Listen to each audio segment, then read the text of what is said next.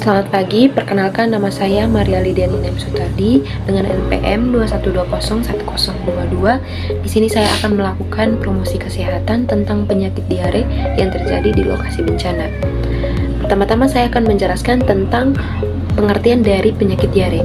Penyakit diare merupakan kondisi ketika seseorang mengalami buang air besar atau BAB dengan konsistensi cair atau lembek, bahkan berupa air saja, yang terjadi lebih dari 3 kali sehari.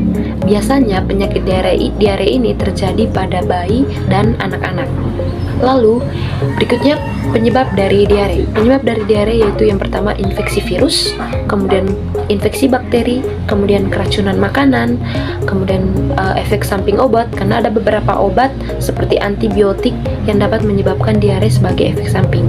Kemudian intoleransi makanan, intoleransi terhadap laktosa atau gula susu atau gluten, kemudian protein dalam gandum yang dapat memicu diare setelah mengonsumsi makanan yang mengandung bahan-bahan tersebut. Kemudian penyebab diare di lokasi bencana, yaitu yang pertama sanitasi lingkungan yang buruk.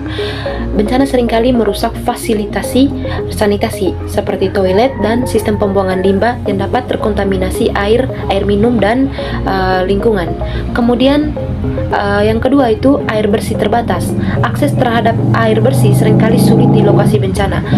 Hal itu yang dapat memaksa orang untuk menggunakan air tidak bersih untuk minum dan keperluan lainnya. Kemudian yang berikutnya, kebersihan diri yang kurang.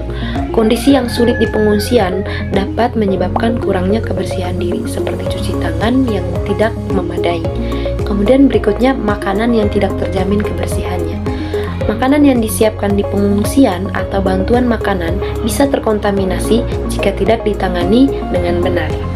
Berikutnya, adapun gejala dari penyakit diare, yaitu yang pertama, buang air besar yang lebih sering dari biasanya dengan tinja yang encer, kemudian kram perut, mual muntah, dan dehidrasi yang ditandai dengan rasa haus yang berlebihan, mulut kering, urin berwarna gelap, dan pusing.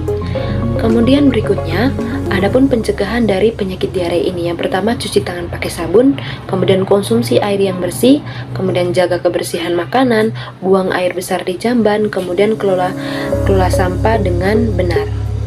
Berikutnya adapun penanganan dari penyakit diare. Yang pertama itu rehidrasi, di mana di sini kita akan memberikan cairan sebanyak mungkin untuk mencegah terjadinya dehidrasi. Cairan itu berupa oralit, kemudian air teh manis, kemudian air sup atau air kelapa.